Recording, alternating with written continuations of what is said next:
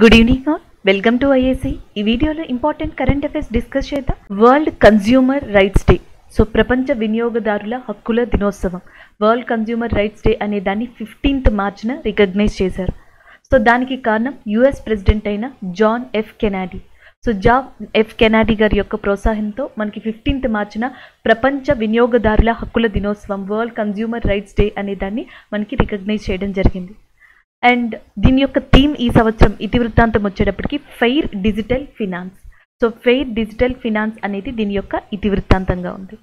And యాక్చువల్గా మనకి ప్రపంచ వినియోగదారుల హక్కుల దినోత్సవం అనేది 15th మార్చ్ అయితే, ఇండియాలో నేషనల్ కన్జ్యూమర్స్ డే అనే దాన్ని 24th డిసెంబర్న రికగ్నైజ్ చేయడం జరిగింది. ఈ రెండు different. World consumer rights day 15th March అయితే, నేషనల్ కన్జ్యూమర్స్ డే అనేది 24th డిసెంబర్న. అలాగే కన్జ్యూమర్ ప్రొటెక్షన్ యాక్ట్ అనే దాన్ని కూడా తీసుకొచ్చారు 1987లో. వినియోగదారుల యొక్క భద్రత కోసం కన్జ్యూమర్ ప్రొటెక్షన్ యాక్ట్ అనే దాన్ని 1987లో తీసుకురావడం జరిగింది. సో కొన్ని చోట్ల ఏంటంటే మనకి చట్టాలు ఏ సంవత్సరంలో వచ్చాయని చెప్పేసి కూడా అడగడం జరుగుతూ ఉంటుంది. సో కాబట్టి ఈ ఇయర్ని సింపుల్గా గుర్తుపెట్టుకోండి. కన్జ్యూమర్ ప్రొటెక్షన్ యాక్ట్ అనేది మనకి 1987 టైంలో వచ్చింది. So next current affair book and ఆథర్కి సంబంధించి. ఆథర్ వచ్చేటప్పటికి అంటే రచయిత వచ్చేటప్పటికి అభినవ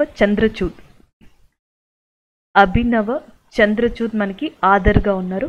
బుక్ వచ్చేటప్పటికి Soli Sorabjee life and times. So Soli Sorabjee గారి గురించి రాయబడింది. ఆయన లైఫ్ అండ్ టైమ్స్ గురించి సంబంధించిన బుక్ అభినవ్ చంద్రచూడ్ గారు రాశారు. ఈయన వచ్చేటప్పటికి former attorney general of India. So మనకి అటార్నీ జనరల్ ఆఫ్ ఇండియా కింద పనిచేశారు ఈయన చాలా ఇంపార్టెంట్. ఎందుకంటే ఈయన 2021లోనే మరణించారు. అంటే రీసెంట్ ఒబిచరీస్ ఏవైతే ఉన్నాయో సో వాటిల్లో ఈయన కూడా ఉన్నారు కాబట్టి గుర్తుపెట్టుకోవాల్సింది. 2021లో మరణించిన former attorney general of India ఎవరు అంటే మనకి సోలీ సొరాబ్జీగా చెప్పచ్చు. సో ఆయన యొక్క పేరు మీద ఆయన లైఫ్కి సంబంధించి solely Sorabjee life and times అనే బుక్ని రాసింది అభినవ చంద్రచూడ్ గారు. అలాగే 2002లో మనకి సోలీ సొరాబ్జీ గారికి పద్మవిభూషణ్ అవార్డు కూడా వచ్చింది. ప్రస్తుతం controller and auditor general of India కింద ప్రస్తుతం అటార్నీ జనరల్ ఆఫ్ ఇండియా కింద కేకే వేణుగోపాల్ గారు ఉన్నారు. కేకే వేణుగోపాల్ గారు ప్రస్తుతం అటార్నీ జనరల్ ఆఫ్ ఇండియా కింద ఉండడం జరిగింది. ఇక అటార్నీ జనరల్ ఆఫ్ ఇండియా విషయానికి వస్తే, భారతదేశంలోనే హైయెస్ట్ లా ఆఫీసర్గా, అత్యున్నత న్యాయ వ్యవస్థకు సంబంధించిన ఆఫీసర్గా మనకి అటార్నీ జనరల్ ఆఫ్ ఇండియాని రికగ్నైజ్ చేయడం జరుగుతుంది. అలాగే ఆర్టికల్ 76లో అటార్నీ జనరల్ ఆఫ్ ఇండియా గురించి ప్రస్తావించబడింది. ఈయన అపాయింట్మెంట్ కావచ్చు. జనరల్గా మనకి అటార్నీ జనరల్ ఆఫ్ ఇండియాని అపాయింట్ చేసేది ప్రెసిడెంటే. సో దీనికి సంబంధించిందంతా కూడా ఆర్టికల్ 76లో మెన్షన్ చేయబడింది. ఆర్టికల్ 143 వచ్చేటప్పటికి ఏంటంటే ప్రెసిడెంట్ సుప్రీంకోర్టు దగ్గర నుంచి న్యాయ సలహాని పొందొచ్చు. ఆ టైంలో ఈ సిస్టమ్ని రిప్రజెంట్ చేసేది కూడా మనకి అటార్నీ జనరల్ ఆఫ్ ఇండియాని. అటార్నీ జనరల్ ఆఫ్ ఇండియా కింద మనకి solicitor general and as well as advocate general ఉంటారు. Solicitor general attorney general of India కింద ఉండే పర్సన్గా చెప్పొచ్చు. Second highest law officer in India కింద సొలిసిటర్ జనరల్ని చెప్పొచ్చు. ప్రస్తుతం తుషార్ మెహతా గారు మనకి second solicitor general of India లేదా సెకండ్ హైయెస్ట్ లా ఆఫీసర్గా ఉన్నారు. ఈ రెండు సెంట్రల్లోకి వస్తాయి. స్టేట్లోకి వచ్చేటప్పటికి ఆర్టికల్ 165 కింద అడ్వకేట్ జనరల్ వస్తుంది. సెంట్రల్లో ఎలా అయితే అటార్నీ జనరల్ ఆఫ్ ఇండియా అంటున్నామో, అండ్ స్టేట్కి వచ్చేటప్పటికి అడ్వకేట్ జనరల్ అనేది యూజ్ చేయడం జరుగుతుంది. సో ఇది ఓవరాల్గా మీరు గుర్తుపెట్టుకోవాల్సింది ఈ పదవుల గురించి.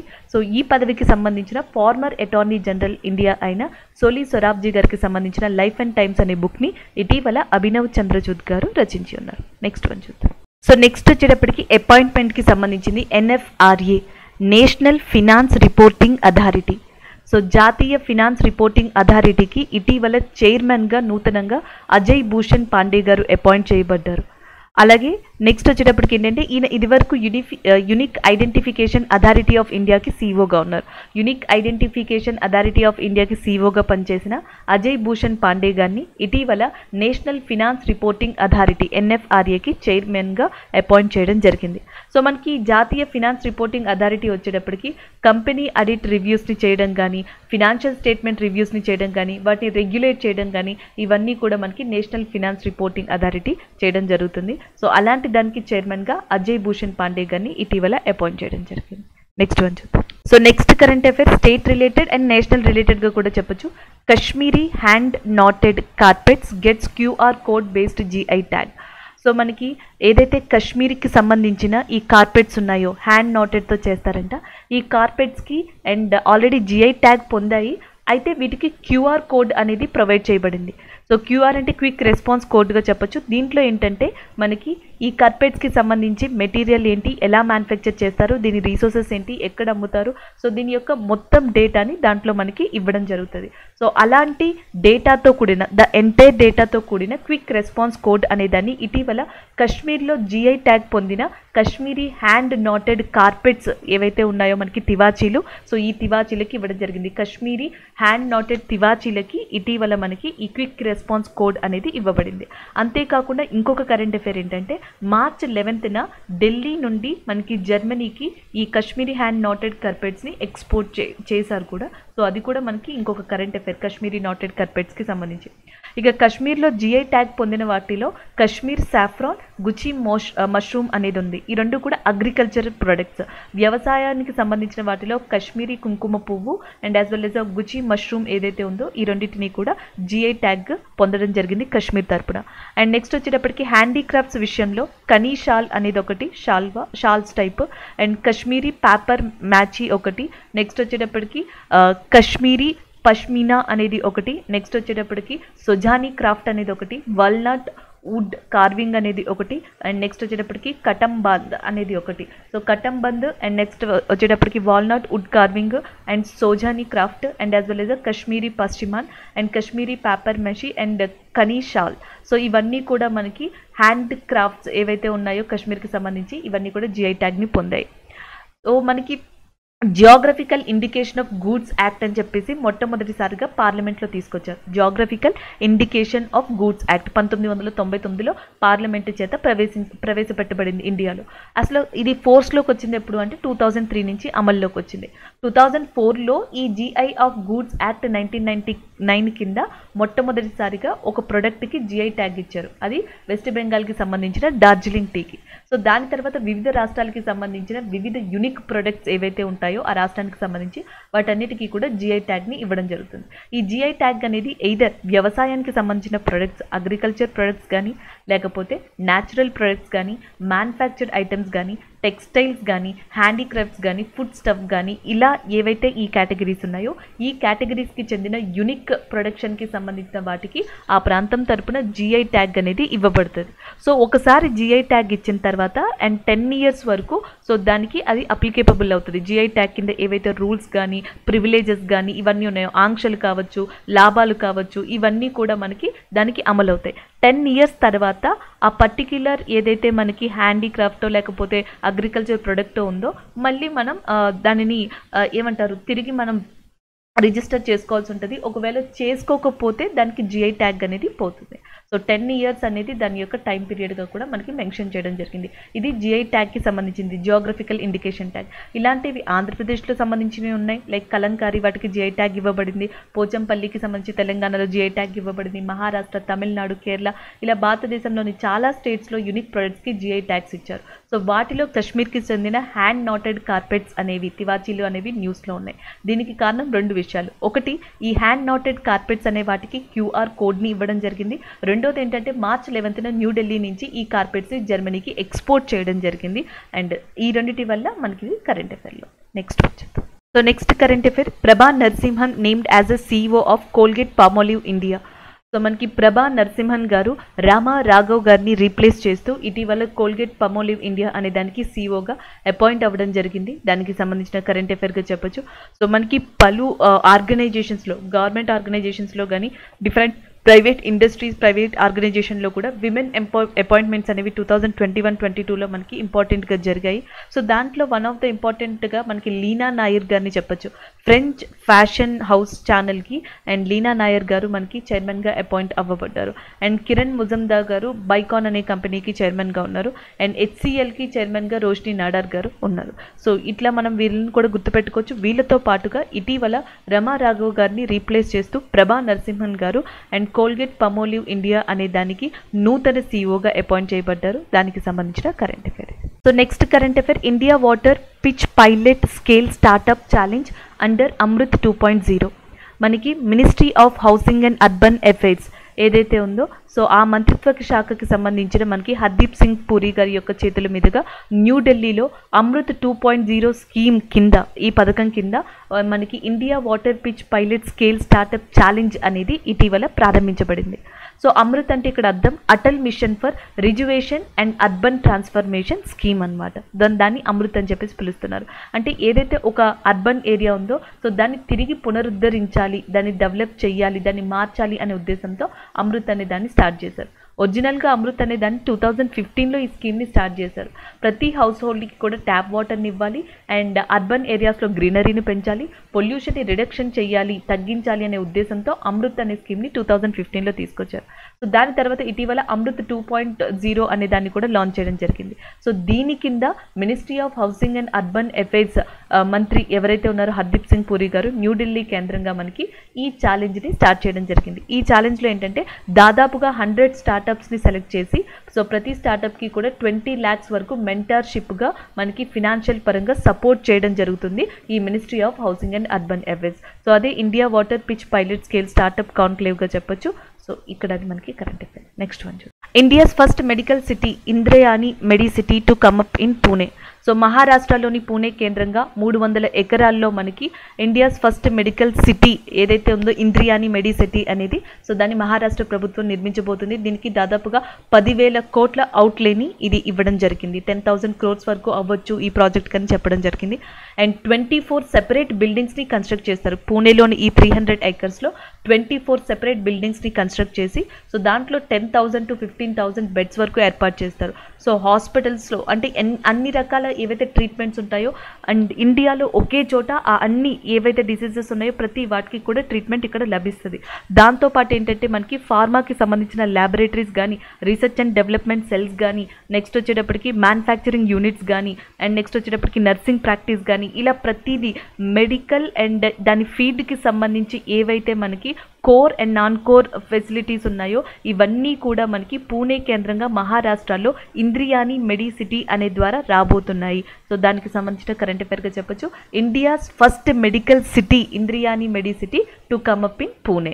భారతదేశపు మొట్టమొదటి మెడికల్ సిటీ అయిన ఇంద్రియాని మెడిసిటీ అనేది అతి త్వరలో 300 ఎకరాల్లో 10,000 కోట్ల బడ్జెట్తో మహారాష్ట్ర ప్రభుత్వం పూణేలో మనకి నియమించనుంది. సో దానికి సంబంధించిన కరెంట్ అఫైర్. నెక్స్ట్ వన్ చూద్దాం. So next current affair, Gabriel Boric Font sworn in as a youngest president of Chile. So Gabriel Boric Font మనకి ఇటీవల అండ్ చిలీ యొక్క నూతన and youngest president 36th president కింద ప్రమాణ స్వీకారం చేయడం జరిగింది. దానికి సంబంధించిన కరెంట్ అఫైర్గా చెప్పొచ్చు. చిలీ యొక్క నూతన ప్రెసిడెంట్ మనకి Gabriel Boric Font. And Chile యొక్క క్యాపిటల్ వచ్చేటప్పటికి Santiago and as well as a currency వచ్చేటప్పటికి చిలియన్ పెసో. నెక్స్ట్ వన్ చూద్దాం. So next current affair, EPFO lowers interest rate on provident fund deposits to 8.1% for 2021-22. So 2021-22 సంవత్సరానికి గాను employ provident fund organisation so provident fund deposits ఏవైతే ఉన్నాయో PF deposits ఏవైతే ఉన్నాయో so వాటి యొక్క ఇంట్రెస్ట్ రేట్ని 8.1%కి కుదర్చడం జరిగింది. సో దానికి సంబంధించిన కరెంట్ అఫైర్గా దీన్ని చెప్పొచ్చు. అలాగే ఇదంతా కూడా ఈ నిర్ణయం మనకి దాని యొక్క 230th కాన్ఫరెన్స్ సమావేశం ఏదైతే ఉందో సో అది జరిగిన తర్వాత అది కూడా union minister for labour employment and environment forest climate change. So ఎవరైతే మనకి environment and forest climate change minister ఉన్నారో భూపేంద్ర యాదవ్ గారు, సో ఆయన అధ్యక్షతన జరిగిన మీటింగ్ తర్వాత employ provident fund organisation PF deposits యొక్క ఇంట్రెస్ట్ రేట్ని తగ్గిస్తున్నట్టుగా దాన్ని 8.1%కి కుదురుస్తున్నట్టుగా 2021-22కి గాను సో మనకి అనౌన్స్ చేయడం జరిగింది. అలాగే Neelam Shamirao is right now chairman of employee provident fund organization. ఈపీఎఫ్ఓకి ప్రస్తుతం మనకి చైర్మన్గా నీలం షామీరావు గారు ఉన్నారు. సో ఇది ఇంకొక యాడ్ ఆన్ పాయింట్గా గుర్తుపెట్టుకోండి. నెక్స్ట్ వన్ చూద్దాం. ముఖ్యమంత్రి శ్రామిక్ కళ్యాణ్ ప్రకల్ప స్కీమ్ అనేది మనకి కరెంట్ అఫైర్లో ఉంది. సో దీన్ని త్రిపుర ప్రభుత్వం స్టార్ట్ చేసింది. ఎస్పెషల్లీ మనకి టీ కల్టివేషన్ ఏదైతే మనకి టీకి సంబంధించిన పంట ఉందో సో దాన్ని పండించే వాళ్ళ కోసం అండ్ ఆ పంట కోసం అండ్ దాని యొక్క అభివృద్ధి కోసం దాదాపుగా 85 కోట్లని వెచ్చించి 7,000 టీ గార్డెన్స్ని డెవలప్ చేసేలాగా ముఖ్యమంత్రి శ్రామిక్ కళ్యాణ్ ప్రకల్ప స్కీమ్ అనే దాన్ని ఇటీవల హోమ్ మినిస్టర్ అమిత్ షా గారి యొక్క చేతుల మీదుగా ప్రారంభించారు. అండ్ దానితో పాటుగా అంతర్జాతీయ మహిళా దినోత్సవం 8th మార్చ్ అంతర్జాతీయ మహిళా దినోత్సవం సందర్భంగా మనకి త్రిపుర యొక్క క్యాపిటల్ రాజధాని అయిన అగర్తాలో నేషనల్ ఫోరెన్సిక్ సైన్స్ యూనివర్సిటీని కూడా మనకి ప్రారంభించడం జరిగింది. నేషనల్ ఫోరెన్సిక్ సైన్స్ యూనివర్సిటీని అగర్తలాలో ప్రారంభించారు. అండ్ దాంతోపాటుగా అమిత్ షా గారు ఈ టీ గార్డెన్ 7,000 టీ గార్డెన్స్ని డెవలప్ చేయడానికి 85 క్రోర్స్తో మనకి స్టార్ట్ చేయబడిన స్కీమ్ ఏదైతే ఉందో ముఖ్యమంత్రి చా శ్రామిక్ కళ్యాణ్ ప్రకల్ప, సో దాన్ని కూడా ప్రారంభించడం జరిగింది. త్రిపుర యొక్క చీఫ్ మినిస్టర్గా మనకి బిప్లబ్ కుమార్ దేబ్ ఉన్నారు. అండ్ నెక్స్ట్ సత్యదేవో నారాయణ్ ఆర్య గవర్నర్గా ఉండడం జరిగింది త్రిపురకి. సో జనరల్గా మనకి ఏంటంటే ఇండియాలో టీ కల్టివేషన్ అనగానే మనకి అస్సాం గుర్తొస్తుంది. ఎందుకంటే అస్సాంలోని సుర్మా వ్యాలీ లేదా సుర్మా లోయ అని చెప్పేసి ఉంది. ఇది టీ పంటకి అండ్ టీ ప్రొడక్షన్కి చాలా ఇంపార్టెంట్గా చెప్తారు. One of the largest place in ఇండియాగా కూడా చెప్తారు. సో టీ ప్రొడక్షన్లో వన్ ఆఫ్ ద టాప్ కంట్రీస్గా ఉన్నది ఏది అంటే చైనా అండ్ ఇండియాగా మనం చెప్పొచ్చు. సో ఇండియాలో చూసుకుంటే అస్సాంలోని సుర్మా వ్యాలీ అనేది దీనికి చాలా ఫేమస్. సో దాని తర్వాత ఇప్పుడు త్రిపుర, ఎస్పెషల్లీ త్రిపురలో మనకి ఏవైతే ఈ టీ గార్డెన్స్ ఉన్నాయో ఈ టీ గార్డెన్స్ని డెవలప్ చేయడానికి అస్సాం లాగానే త్రిపురలో కూడా హ్యూజ్ బల్క్ అమౌంట్లో మనకి ఈ టీ గార్డెన్స్ని డెవలప్ చేయడం కోసం ముఖ్యమంత్రి చా శ్రామిక్ కళ్యాణ్ ప్రకల్ప స్కీమ్ అనే దాన్ని స్టార్ట్ చేయడం జరిగింది. నెక్స్ట్ వన్ చూద్దాం. సో ఈరోజు ఏవైతే కరెంట్ అఫైర్స్ ఉన్నాయో వాటి రివ్యూ చూద్దాం. World consumer rights day, so ప్రపంచ వినియోగదారుల హక్కుల దినోత్సవం, దీన్ని 15th మార్చిన రికగ్నైజ్ చేశారు అని చెప్పేసి మనం డిస్కస్ చేసుకోవడం జరిగింది. Soli Sorabjee life and times, so మనకి సోలీ సొరాబ్జీ ఎవరైతే ఉన్నారో సో ఆ former attorney general of India ఆయనకి సంబంధించిన ఒక బుక్ని లైఫ్ అండ్ టైమ్స్ పేరు మీదట రాయబడింది. సో దానికి సంబంధించింది. Next Ajay Bhushan Pandey appointed as the chairman of the NFRA, so financial ఇన్స్టిట్యూట్కి సంబంధించిన ఎన్ఎఫ్ఆర్ఏకి అజయ్ భూషణ్ గారు ఇటీవల చైర్మన్గా అపాయింట్ చేయబడ్డారు. నెక్స్ట్ వచ్చేటప్పటికి ప్రభా Narasimhan named as a CEO of Colgate Palmolive India, so Colgate Palmolive India అనే కంపెనీకి ప్రభా నరసింహన్ గారు ఇటీవల మనకి సిఇఓగా అపాయింట్ అవ్వడం జరిగింది. So Kashmiri hand knotted carpets get QR code based GI tag, so మనకి ఏదైతే కశ్మీర్కి సంబంధించిన హ్యాండ్ నాటెడ్ కార్పెట్స్ తివాచీలు ఉన్నాయో సో వాటికి క్యూఆర్ బేస్డ్ జిఐ ట్యాగ్ అనేది లభించింది ఇటీవల. సో దానికి సంబంధించింది. India water pitch pilot scale startup challenge under Amrit 2.0, Amrit 2.0 కింద ఇటీవల మనకి ministry of housing and urban affairs మంత్రిత్వ శాఖకి మెయిన్ మనకి పర్సన్గా ఉన్న హర్దీప్ సింగ్ పూరి గారి యొక్క ఆధ్వర్యంలో అండ్ న్యూఢిల్లీలో మనకి ఈ pitch scale pilot scale startup challenge అనేది ఇటీవల ప్రారంభించబడింది.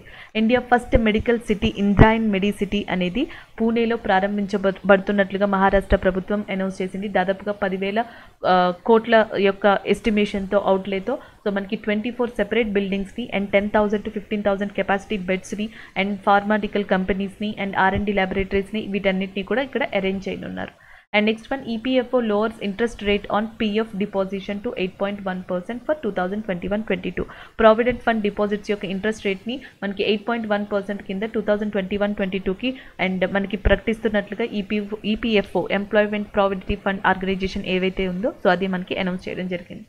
సో నెక్స్ట్ వచ్చేటప్పటికి Gabriel Boric Font sworn as a youngest president of Chile యొక్క యంగెస్ట్ ప్రెసిడెంట్గా గ్యాబ్రియల్ బోరిక్ ఫాంట్ అనే పర్సన్ ఇటీవల అపాయింట్ అయ్యారు. ముఖ్యమంత్రి చా శ్రామిక్ కళ్యాణ్ ప్రకల్ప స్కీమ్, సో ఇటీవల త్రిపుర రాష్ట్రంలోని 7,000 దాకా టీ గార్డెన్స్ని డెవలప్ చేయడానికి ముఖ్యమంత్రి చా శ్రామిక్ ప్రకల్ప స్కీమ్ అనే దాన్ని ప్రారంభించింది. సో దానికి సంబంధించిన కరెంట్ అఫైర్స్ ఇవి ఈరోజు మనం ఓవరాల్గా డిస్కస్ చేసుకున్న కరెంట్ అఫైర్స్. Thank you.